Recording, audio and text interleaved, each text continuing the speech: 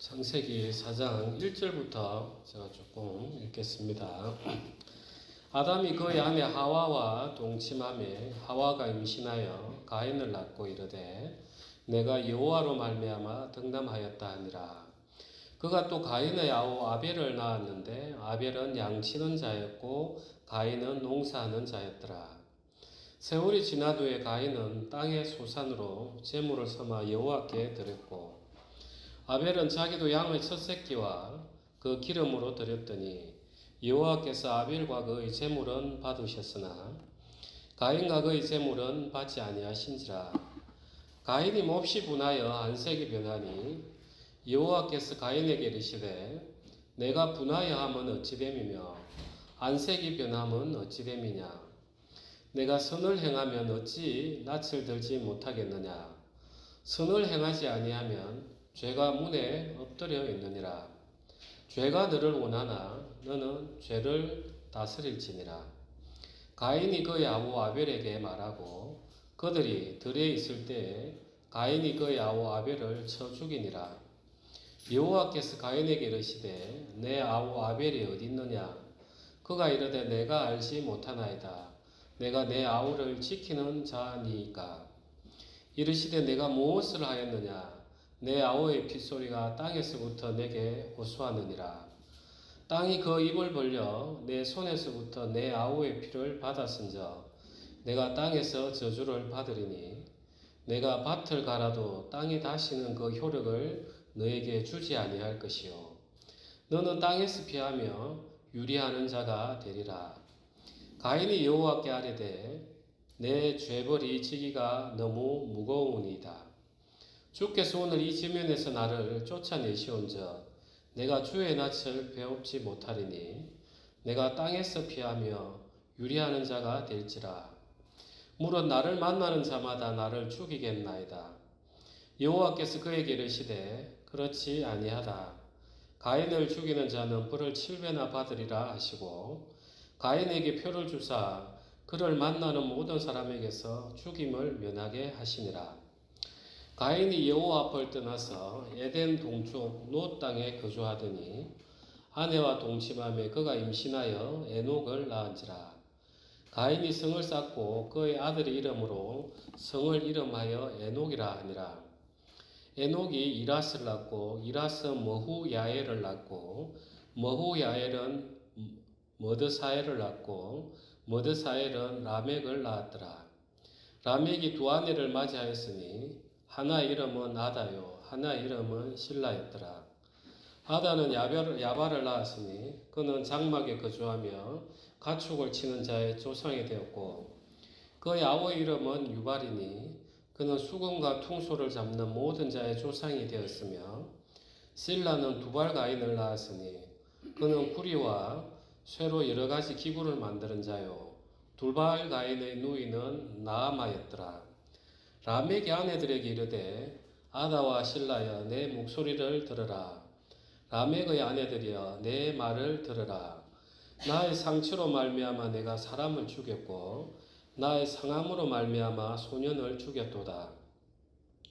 가인을 위하여는 벌이 7배일진데 라멕을 위하여는 벌이 77배이로다 하였더라. 아멘. 좀 길게 읽었습니다. 오늘 말씀은 참된 회개는 무엇인가 하는 것에 대해서 같이 좀 깊이 고민하는 그런 시간을 가지길 원합니다. 특히 이제 하나님께서 아벨에 대해서 아벨의 제사는 받아들이고 가인의 제사는 받지 아니하였어요. 만약에 이제 가인의 제사도 받아들이고 아벨의 제사도 받아들였으면 가인은 본질적으로 자기 안에 뭐가 있는지 잘 몰라요. 그런데 이제 가인을 딱 거절을 했단 말이에요. 자, 가인은 이제 땅에 농사를 짓는 사람이었으니까 힘이 세야 됐어요. 그 나무를 베내고 풀을 베내고 경작을 해야 되니까. 그런데 이제 아벨은 약했던 것 같아요. 그러니까 양을 치고 여기저기 돌아다니면 되니까. 그래서 이제 아벨은 나름 가인은 이제 히브리서 보면 믿음으로 하지 않았다고 이렇게 되어 있어요. 그러니까 자기의 노력으로 인한 정말 열심히 했단 말이에요. 대충 해가지고 하나님 앞에 드려서 하나님 거절했으면 그러면 그렇지. 아이고 하나님 속이면 안 되겠네. 이렇게 생각했을 거예요. 그런데 정말 열심히 했는데 하나님이 딱 거절을 하니까 이제 뭐가 드러납니까? 그 안에 있는 죄악이 드러나는 거예요. 마치 하나님께서 이제 하와가 아담에게 선악과를 줬단 말이에요. 뒤에서 이렇게 한마디로 지배를 한 거죠. 그러니까 하와에게 벌을 준 게 뭐였냐면 너는 남편을 원하나, 그죠? 너는 남편의 지배를 받아야 될 것이다 하면서 그렇게 심판을 줬어요. 여기서도 지금 하나님께서 7절에 보면 죄가 너를 원하나 너는 죄를 다스릴지니라 이렇게 이야기한단 말이에요. 하나님이 죄에 대해서 사단에 대해서 이제 심판을 한 거죠. 다스리라고. 죄는 그 전부터 계속해서 우리를 원했어요. 그래서 이제 다스려 보라는 거예요. 실제 우리의 능력으로는 다스려지지가 않죠. 그러니까 하나님께서 얼마나 표현이 멋있느냐면 죄가 문에 엎드려 있느니라 이런단 말이에요. 그러니까 문만 탁 열면 시골에서 누가 탁 부르는 것 같아서 문만 탁 열면 진짜 개구리가 튀어들어오듯이 죄가 그냥 우리 마음에 튀어들어오는 거죠. 우리 마음 가운데서는 거절당하면 내 안에 뭐가 있는지 제일 잘 아는 거예요. 하나님께서 딱 거절을 해보면은 이 가인 마음에서 그래 하면서 문을 여는 순간 모든 죄에 대해서 노출이 돼서 죄밖에 안 나오는 거죠. 그래서 하나님께서 가인을 거절한 데는 그게 은혜인 거예요.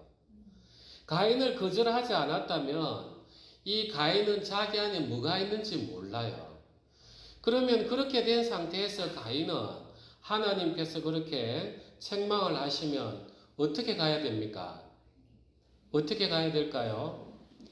예, 정말 주님 앞에 울면서 주님 이제 제가 이 동생을 죽였는데 동생을 제가 어떻게 해야 됩니까? 주님 동생을 다시 살려줄 수 없습니까? 제가 다시는 그러지 않겠습니다. 하면서 온통 자기 자신을 바꾸는 쪽으로 나아가야 돼요. 그런데 이제 가인은 어떻게 나가는지 한번 보십시오. 하나님께서 11절부터 땅이 그 입을 벌려 내 손에서부터 내 아우의 피를 받았은저 내가 땅에서 저주를 받으리니 내가 밭을 갈아도 땅이 다시는 그 효력을 너에게 주지 아니할 것이요 너는 땅에서 피하며 유리하는 자가 되리라. 13절은 합독하겠습니다. 가인이 여호와께 아뢰되 내 죄벌이 지기가 너무 무거우니이다.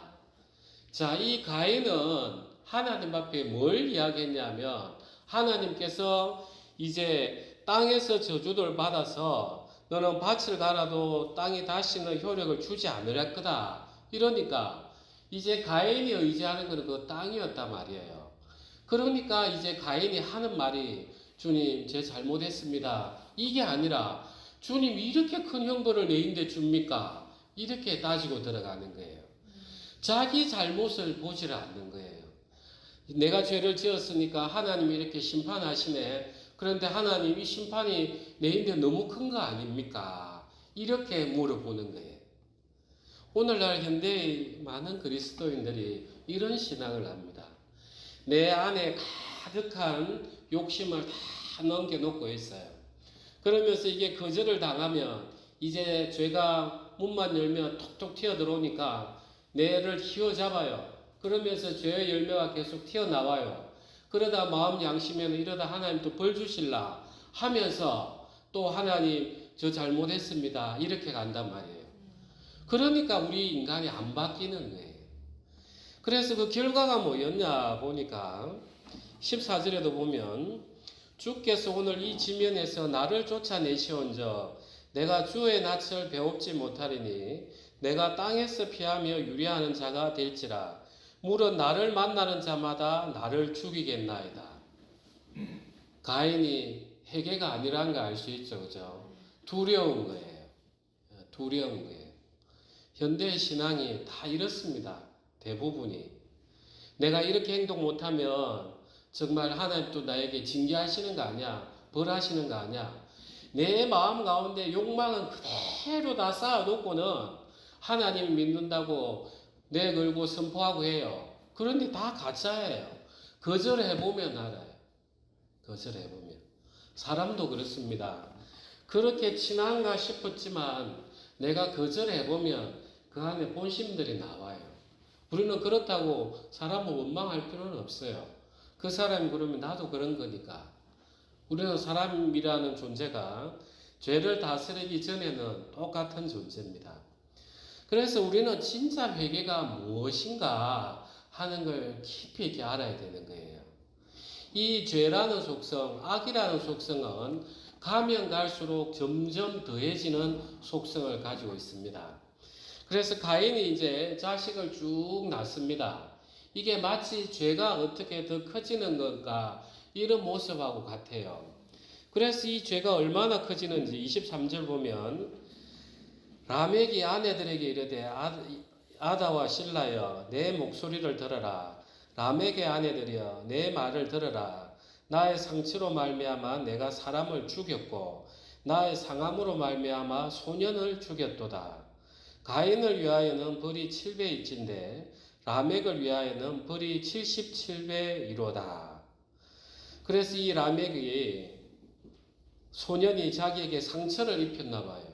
그러니까 그 소년을 죽이고 나서는 아내를 불러놓고 이야기하는 거예요. 내 인대는 조금만 건들면 나는 죽여버려. 너 우리 조상 가인 이야기 들었지? 가인은 하나님이 가인을 건드리면 7배나 벌 준다는데 나는 77배야. 내 누구든 건들면 내 가만히 있지 않을 거야. 이렇게 죄는 계속해서 커져나가는 속성이 있습니다. 이는 우리가 세상을 살아봤기 때문에 알잖아, 그죠? 우리가 이제 그 폭력을 행하는 그 가정들을 보면은 처음에 한 번 손대기가 쉽지, 그 다음부터는 이게 계속해서 커집니다. 이게 이상해서가 아니라 이게 죄의 속성이에요. 그러면 이제 사람들은 어떻게 합니까? 아내가 막 맞아서 피가 흘리고 하면은 두려워요. 또 신고할까봐. 그러면 잘해줘요. 거기에 계속 이 매맞는 그 여인, 내 한번 이야기 드렸잖아요. 그러면은 이게 몸에 이겨버리는 거예요. 아, 남편이 왜 이렇게 갑자기 나에게 잘해주지? 평소에 이러지 않았는데 하면서 막 사랑하는 줄로 알고 있는 거예요. 남편이 나를 이렇게 사랑하는구나. 그러다 또 민밀해지면 또 막 싸우면 겁나지만 그게 또 막 맞아요. 그런데 또 막 잘못했다고 무릎 꿇고 빌어요. 그러면은 또 마음이 또 계속 그쪽으로 또 풀려가는 거예요. 그래서 그 폭력을 가하는 남편도 그렇게 가는 거고 맞는 사람도 거기에 익숙해져 가는 거예요. 그게 점점 더 커지면 나중에 사람을 죽이는 거죠. 이게 죄의 속성인 거예요. 그럼 이 죄의 속성을 우리가 도대체 어떻게 이걸 해결을 해야 되는가? 이게 정말 중요한 거죠. 우리는 주님 회개합니다. 눈물로 울고 하지만 바뀌지 않으면 이는 회개가 아닙니다. 정말 내가 돈을 그렇게 사랑하는데 내가 이 손을 끊었으라도 도박을 그래는데 도박을 좋아해서 끊었으라도 내가 거기에 돌아서고 내가 이걸 끊으면 죽을 것 같지만 이걸 끊어내는 그게 나를 부인하는 삶, 나를 죽이는 삶이에요. 우리는 신앙 성경에 십자가를 지고 나를 따르려면 자기를 부인해야 된다 하니까 그걸 관념적으로 생각하는 거예요. 그건 관념이 아닙니다. 정말 내 죄로 흘러가는 이걸 끊어내야 되는 거예요. 제가 진짜 그 돈을 그때 못 받아가지고 그 어려운 게 6개월을 기도했던 이야기를 한번 드렸어요. 어떻게 이럴 수가 있지? 어떻게? 하면서 처음에는 또 기도하고 하나님 저 사람들 마음 바꿔서 저에게 돈 주게 하십시오. 저 사람들 내 전화 잘 받게 해서 돈 좀 줬으면 좋겠습니다. 또 시간이 지나 안 주니까 하나님 어떻게 그럴 수가 있습니까? 제가 그냥 고소를 해버릴까요? 그래도 내가 변호사인데 나를 우습게 하는 것 같은데 어떻게 할까요? 하면서 이제 계속해서 내 마음에 일어나는 분노들이 내가 그림책 보듯이 제 마음을 보는 거예요. 그러면서 하나님, 제가 도저히 이래서는 안 되겠습니다. 제가 이래서 어떻게 하나님 사랑을 전하겠습니까? 하면서 그 기도를 하는데 정말 6개월이 걸리더라고요. 그러면서 제 마음에 있는 것도 찢어버리고, 그 다음에 제가 그 전자메일에 보관해 놓은 것도 있었어요. 스캔해가지고 받으려고. 그것도 휴지통 비우기로 해서 다 비워버렸어요. 그야말로 내가 받아야 될 걸 나도 버렸어요. 이게 진짜 하나하나 부인해가는 그런 모습들입니다. 우리가 정말 이게 고통 가운데 있지만은 내가 다시는 그리 안 해야지. 그는 의미 없습니다. 죄가 너를 원하나 너는 죄를 다스릴지니라. 우리가 죄를 어떻게 다스립니까? 하나님의 그 성령, 하나님의 사랑, 그게 없으면 우리는 다스릴 수가 없어요. 제가 6개월을 기도하는데 하나님이 마음을 바꿔주시는 거예요. 하나님이. 그들을 위해서 기도해 주라. 그래도 그 사람들이 어쨌든 너를 아니까 너를 의지해서 하는 건데, 그리고 그 사람들이 지금 능력이 되냐? 오히려 그 사람들 잘 되게 기도해 주라. 그 마음을 주셨기 때문에 제가 그런 행동으로 나아갈 수 있었어요. 그래서 우리는 참된 회개가 되려면 진짜 내를 버려낼 수 있도록 하나님을 계속 바라보면서 하나님이 나를 어떻게 사랑했는가, 하나님이 나를 어떻게 사랑했는가 하면서 하나님 저 이런 마음 안 가지게 해주십시오 하면서 우리는 무릎 꿇고 빌고 기도하면서 정말 내 마음에서부터 주님의 사랑이 들어와서 눈이 바뀌어지지 않는 한 우리는 죄를 다스릴 수가 없어요. 오늘날 우리 현대인의 그리스도인들은 죄에 대해서 너무 무감각해요. 세상을 의지하는 거, 내가 세상을 향해서 한번 짠 하고 나타나고 싶죠. 하나님은 그 마음 다 아십니다. 그 모든 것들에 대해서 그 밑바닥을 드러내야만이 우리는 비로소 내가 나를 의지하는 게 얼마나 어리석은가를 알아가지는 거예요. 그러면서 그 가운데서 진짜 하나님, 저는 이제 하나님만 꼭 바라봅니다. 하나님께서 제 마음을 바꿔주셔야 제 눈도 바뀌고, 그래야만 비로소 나의 죄를 깊이 바라보고 내가 이걸 버려낼 수 있습니다 하면서 우리는 기도가 깊이 들어가지면서 회개가 되는 것입니다. 그래서 우리는 기도를 정말 생활을 해야 됩니다. 기도 없이, 말씀에 대한 묵상 없이 내가 신앙을 한다, 그건 진짜 거짓말입니다. 그는 머리로 하는 신앙으로서 죽음 앞에 섰을 때 두려움밖에 안 남아요. 내가 하나님 앞에 이렇게 하나님 믿는다 했는데 진짜 하나님 다 용서했을까? 왜냐? 하나님이 늘 동행한다는 걸 자기는 어떻게 하는지를 모르는 거예요. 진짜 하나님하고 동행하는 우리가 그 삶이라는 것은 늘 기도 가운데서 우리가 하나님 평안을 찾아내고, 또 말씀을 하나 보더라도 야, 하나님 이렇게 이야기하시네 하면서 이 말씀들이 나에게 든든히 세워지고 이렇습니다. 그래서 오늘 우리가 이 말씀을 통해서 진짜 이 참된 회개라는 것은 정말 내가 이 팔을 끊어내듯이 이런 고통들이 있는 거예요. 죽을 것 같지만 하나님이 주시는 그 사랑으로, 하나님이 주시는 그 믿음으로 내가 나를 부인을 해내야 됩니다. 그러지 않는 것들은 가짜입니다. 속으면 안 됩니다. 그래서 우리 수요 기도에 또 이렇게 기도하고 또 아침마다 다 기도해야 됩니다. 그리고 우리가 차에 가더라도 말씀도 틀어놓고 하나님 저 말씀을 왜 하셨을까? 계속 묵상을 해야만이 말씀이 나와 함께 있으니까 아, 하나님이 이렇게 이야기하시는구나. 그 말씀이 또 마치 씨가 흙에 뿌리가 내리듯이 그 말씀을 통해서 내 마음을 또 지배하고 그렇게 함으로써 우리는 신앙을 할 수 있는 것입니다. 그래서 오늘 우리가 교회를 할 때 오늘 이 말씀을 통해서 우리가 정말 참된 기도회가 될 수 있도록 우리 다 같이 기도하겠습니다.